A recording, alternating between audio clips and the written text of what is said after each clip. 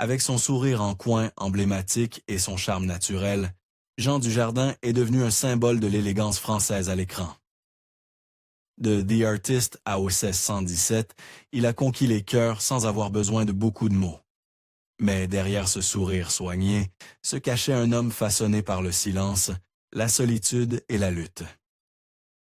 Aujourd'hui, à 53 ans, le masque tombe. Et ce qu'il révèle est à la fois bouleversant et profondément humain. La douleur derrière le sourire, une enfance de combat silencieux. Avant les récompenses, les gros titres et la reconnaissance internationale, la vie de Jean Dujardin était marquée par quelque chose de bien plus discret. Une solitude profonde et persistante. Né le 19 juin 1972 à Rueil-Malmaison, un banlieue de classe moyenne à l'ouest de Paris, Dujardin est arrivé au monde, comme le plus jeune de 4 fils dans un foyer modeste. Son père, Jacques Dujardin, dirigeait une entreprise de bâtiment, tandis que sa mère, également prénommée Jacqueline, était mère au foyer. S'il ne manquait ni nourriture ni vêtements, la chaleur des liens familiaux, elle, se faisait plus rare. De son propre aveu, Jean a décrit son enfance comme marquée par une invisibilité émotionnelle. Il n'y avait pas de maltraitance à proprement parler, mais peu d'affection aussi. J'étais le petit dernier, celui dont on n'avait pas vraiment à s'occuper, a-t-il confié au journal du dimanche. Alors je me suis effacé. Ses frères étaient plus bruyants, plus sportifs, plus masculins au sens traditionnel. Jean était différent, sensible, observateur, mal à l'aise dans son corps. À l'école, ce n'était guère mieux. Il a fréquenté le lycée Georges Clemenceau à Nanterre, où il se sentait déconnecté des attentes rigides du système éducatif français. On ne nous encourageait pas à nous trouver, a-t-il dit un jour. On nous clonait pour entrer dans un moule.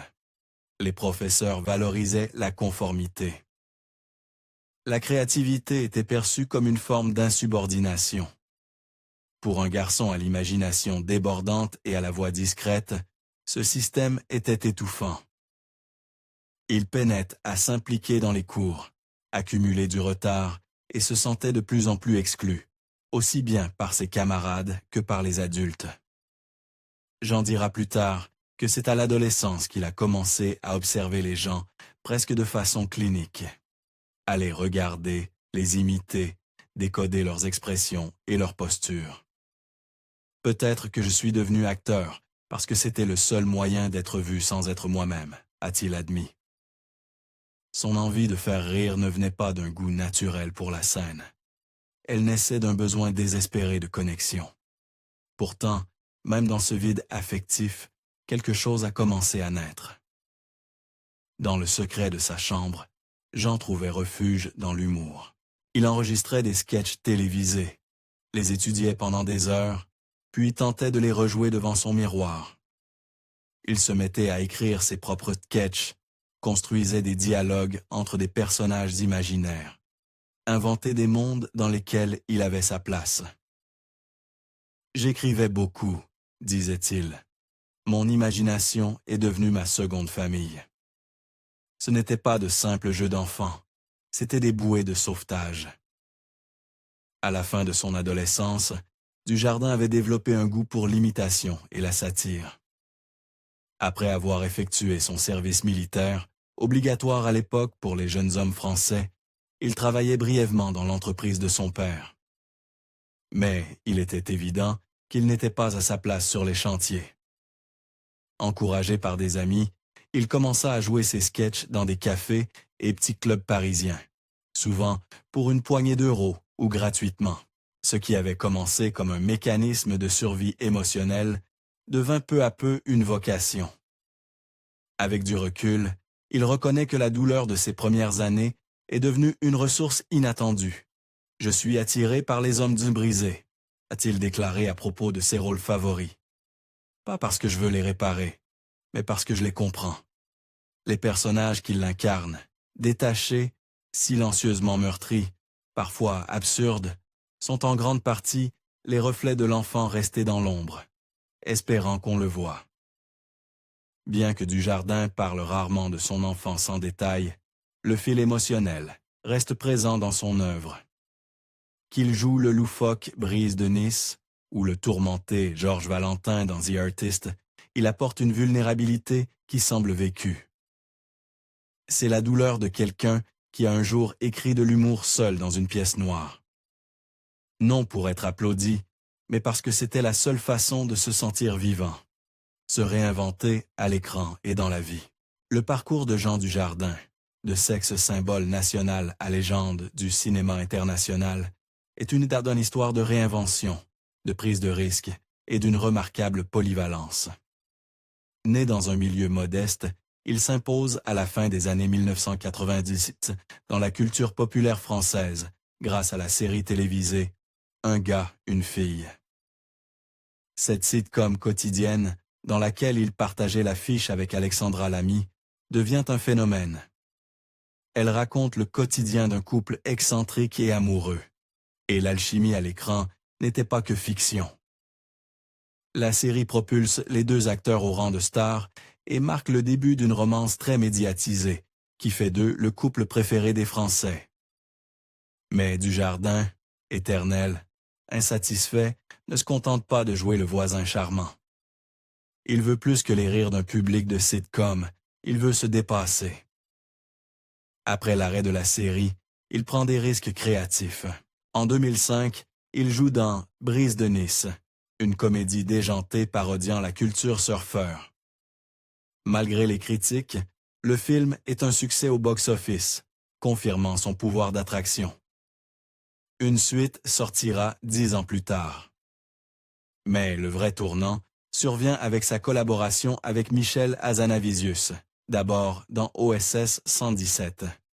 Le Caire, nid d'espion, une parodie audacieuse de films d'espionnage qui prouve que Dujardin peut allier comédie physique et ironie subtile. Puis arrive 2011 et tout bascule. The Artist, film muet en noir et blanc situé dans le Hollywood de la fin des années 90, est un pari fou. Tourné presque en silence, avec intertitres et musique orchestrale, le film est à la fois un hommage à une époque révolue et un test de pur jeu d'acteur. Dujardin, dans le rôle de Georges Valentin, star du muet sur le déclin, livre une performance envoûtante, pleine de charme, de vulnérabilité et de grâce tragique. Le rôle exige des yeux expressifs, un timing parfait et une maîtrise émotionnelle, qu'il l'offre avec une précision remarquable. Le film est présenté à Cannes et Dujardin. Il remporte le prix d'interprétation masculine. Quelques mois plus tard, il décroche le BAFTA, le Golden Globe, le Saga Award, puis l'Oscar du meilleur acteur en février 2012, devant George Clooney, The Descendants et Brad Pitt Moneyball. Il devient le premier acteur français de l'histoire à remporter l'Oscar du meilleur acteur. La France exulte. Il devient du jour au lendemain un ambassadeur mondial du cinéma français, et pourtant, il refuse de se laisser enfermer par Hollywood. Alors que le public américain espérait le voir rester, Dujardin choisit de demeurer enraciné en Europe. Je ne vais pas devenir le Français de service dans chaque grosse production américaine, dit-il. Ce n'est pas la vie que je veux. Il accepte néanmoins quelques rôles triés sur le volet, comme dans Le Loup de Wall Street, aux côtés de Leonardo DiCaprio, ou dans The Monuments Men avec George Clooney. Mais il reste prudent. La célébrité s'accompagne de pression, et il tient à garder le contrôle sur sa carrière et sur sa vie. Le jour où je suis devenu un homme, c'est celui où j'ai enfin pu choisir mon propre chemin. A-t-il un jour confié? Ce chemin le mène vers des rôles plus nuancés, parfois sombres. Il incarne un père endeuillé dans La French, un homme politique dans Président, et accepte le rôle controversé d'Alfred Dreyfus dans J'accuse de Roman Polanski.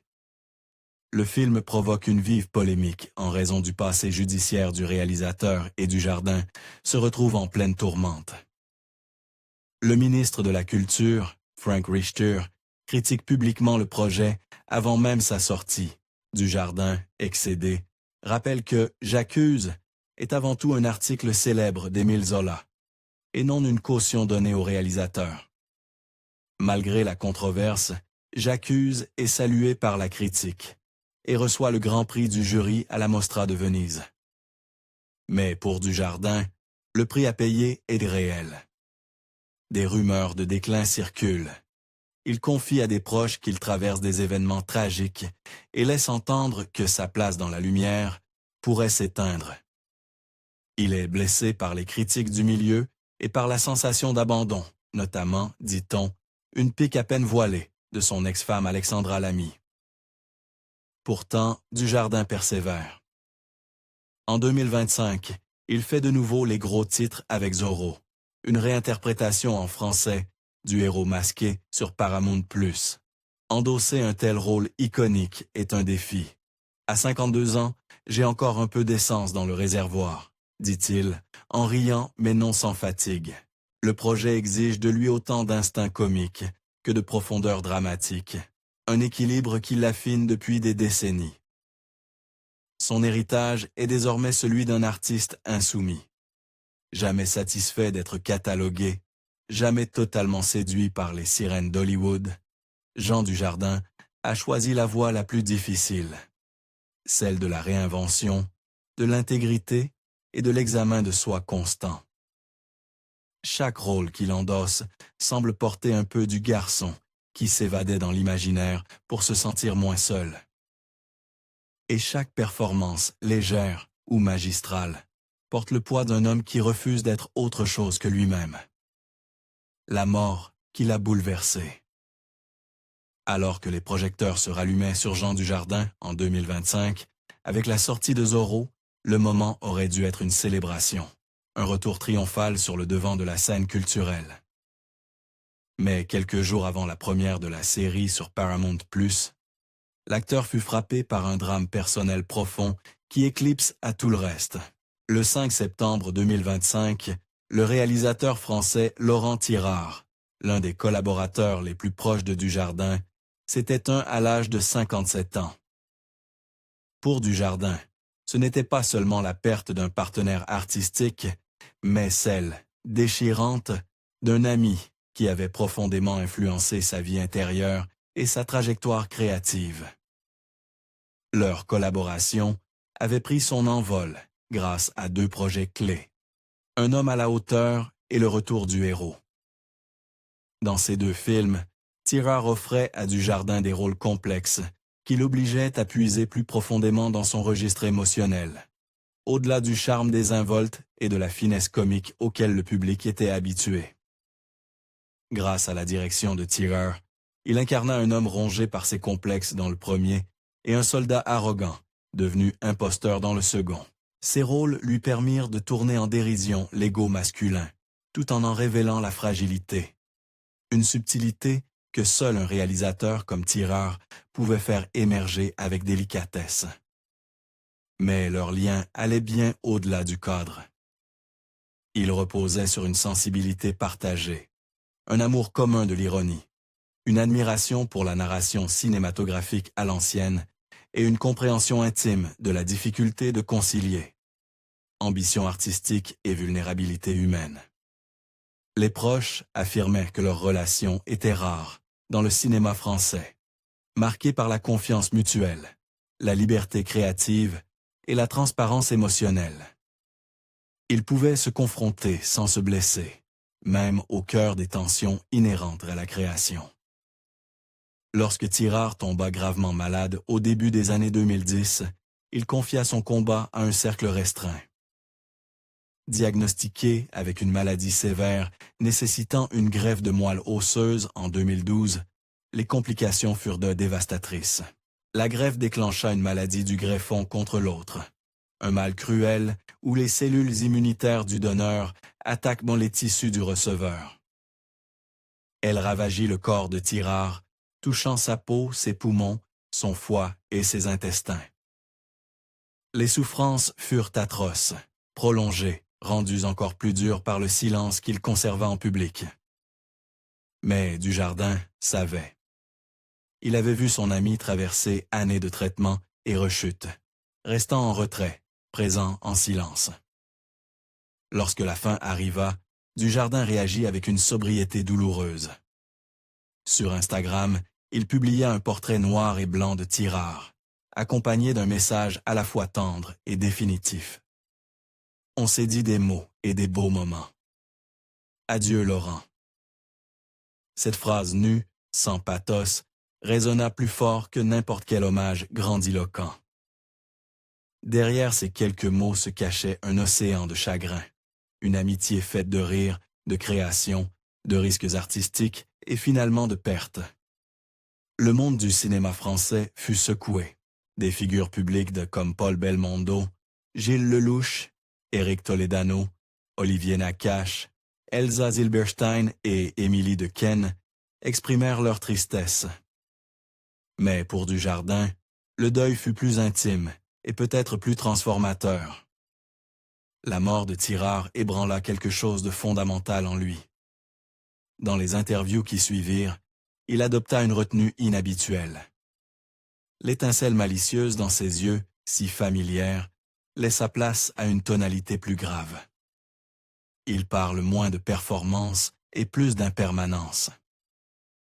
Certains de ses proches évoquèrent plus tard une forme de retrait discret, une mise à distance douce, des exigences de la célébrité. Ce drame cristallisa ce que Dujardin affrontait déjà depuis des années. Le poids de l'âge mûr, le coût d'une longévité dans un milieu obsédé par la jeunesse et la vérité que certaines blessures ne se soignent pas à coups d'applaudissements. À 53 ans, il ne cherchait plus à séduire toutes les pièces, ni à plaire à tout prix. Zorro portait un masque héroïque, mais derrière lui se cachait un homme en deuil, en quête de sens dans un monde qui célèbre souvent le superficiel et ignore les souffrances cachées. La chute de son mariage avec Nathalie Péchala. De l'extérieur, Jean Dujardin et Nathalie Péchala forment un couple aussi improbable que magnétique. Lui, star internationale du cinéma, adulé pour son charme et son génie comique. Elle, patineuse, artistique, olympique, devenue dirigeante sportive, respectée pour ses exploits et son intelligence aiguisée. Lorsqu'ils se rencontrent dans 2014, c'est la rencontre de deux mondes différents mais complémentaires, le cinéma et le sport, la spontanéité et la rigueur. Et pendant un temps, cela fonctionne. Discrètement, élégamment, ils construisent une vie à l'écart du tumulte médiatique. Leur histoire d'amour fleurit rapidement, mais dans la plus grande intimité. Dujardin, tout juste auréolé de son Oscar et toujours baigné dans la gloire mondiale de The Artist, trouve en Nathalie une femme qui ne le traite pas comme une célébrité. Elle est ancrée, lucide, et a bâti sa propre carrière sur la discipline et la persévérance. Lui, en retour, lui offre une sensibilité et une chaleur qui séduit son entourage. Ils se marient lors d'une cérémonie discrète et accueillent en leur première fille, Jean, en 2015, un moment que Dujardin qualifiera de « chapitre le plus paisible et joyeux de ma vie », dans une rare interview. Côté professionnel, chacun s'épanouit. Dujardin enchaîne les rôles, dans des films français de plus en plus profonds et introspectifs, tandis que Péchala passe du sport de haut niveau à un poste de direction à la Fédération française des sports de glace. Son mandat est marqué par la réforme, la prise de parole et une position ferme contre les abus dans le milieu sportif. Un travail qui exige maîtrise, sens politique et courage moral, des qualités qu'elle avait déjà perfectionnées sur la glace. Leur deuxième fille, Alice, naît en 2021. Mais à ce moment-là, leurs proches commencent à percevoir des fissures. Dujardin, toujours plus introverti que son image publique ne le laissait croire, devient de plus en plus distant. S'il continue de sourire devant les caméras et joue le rôle de père aimant, c'est souvent Nathalie qui assure l'équilibre émotionnel du foyer. Elle est, selon une amie, l'ancre d'un navire qui dérivait lentement. En 2023, la tension devient difficile à ignorer. Dujardin confie ressentir une fatigue croissante, non seulement physique, mais existentielle. Dans ses interviews, Il évoque un désir de silence, un malaise face aux attentes constantes. Son rôle dans Zorro, exigeant et symbolique, semble plus l'épuiser que le galvaniser. Alors que le public célèbre son retour, lui se retire un peu plus du monde, y compris de Nathalie. Des sources proches du couple parlent, toujours anonymement, d'une relation minée par une incompatibilité émotionnelle. Ce n'est pas un drame. Il n'y a pas de scandale, ni de déballage médiatique, juste une érosion discrète du lien, des conversations manquées, des silences prolongés, des rythmes affectifs qui ne coïncident plus. Nathalie, habituée à la clarté du sport de haut niveau, se dit frustrée par les sautes d'humeur de Jean et son mutisme croissant. Sa mélancolie, autrefois fascinante à l'écran, s'est infiltrée dans leur vie privée. Le couple se sépare officiellement en 2024, avec la même discrétion que celle qui avait caractérisé leur union. Pas de communiqué, pas de bataille pour la garde. Ils se quittent en silence, avec respect. Mais ce silence en dit long. Pour Dujardin, hanté depuis l'enfance par un sentiment d'invisibilité, cette rupture semble refléter quelque chose de plus profond. Un besoin obstiné d'être vu, compris, reconnu autrement. Dans ses interviews suivantes, sans jamais évoquer directement le divorce, il laisse entendre une lassitude émotionnelle. Parfois, disait-il, le plus dur n'est pas le rôle, c'est de rentrer chez soi et continuer la comédie. Certains y voient une allusion à son mariage, à la pression de jouer l'époux parfait, le père présent, quand lui-même cherchait encore à se construire. Pendant ce temps, Nathalie reprend ses fonctions publiques avec une clarté nouvelle. En 2025, elle publie un essai dans le Journal du Sport sur la force mentale et la responsabilité institutionnelle. Écrivant « On ne peut pas diriger si l'on passe sa vie à éteindre les feux émotionnels des autres.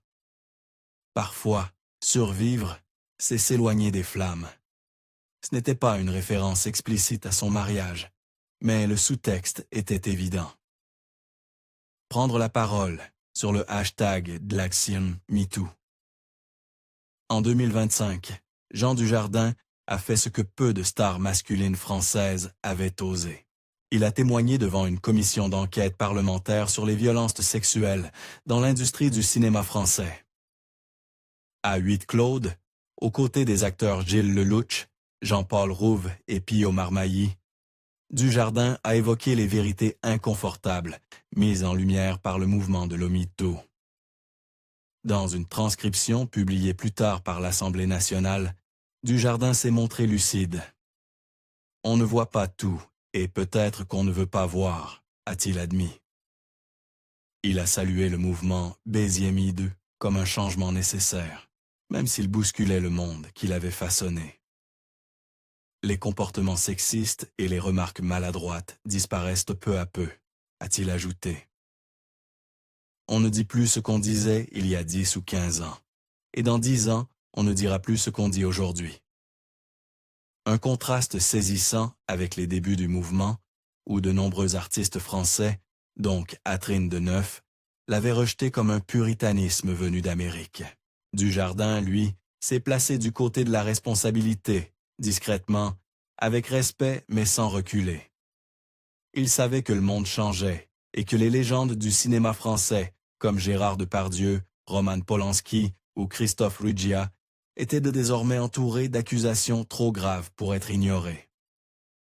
Dujardin a choisi de parler, non pas pour défendre, mais pour reconnaître. C'était une autre forme de courage, pas celle qui rapporte des Oscars, mais celle qui répare des réputations et peut-être des systèmes brisés. Il a bâti sa vie sur le rire, mais n'a jamais oublié la douleur qui l'avait rendu drôle. Jean Dujardin, à 53 ans, n'est plus seulement le séduisant premier rôle. Il est un père en deuil, un mari perdu, et un artiste qui se demande encore s'il mérite le masque qu'il porte. Et c'est peut-être cela qui rend son histoire si profondément humaine. Pensez-vous qu'on puisse vraiment guérir de la solitude de l'enfance, même après avoir connu la gloire mondiale? Dites-le nous en commentaire, Et si vous avez apprécié ce portrait, n'oubliez pas de liker, partager et vous abonner pour découvrir d'autres histoires sur ces histoires puissantes, loin des projecteurs.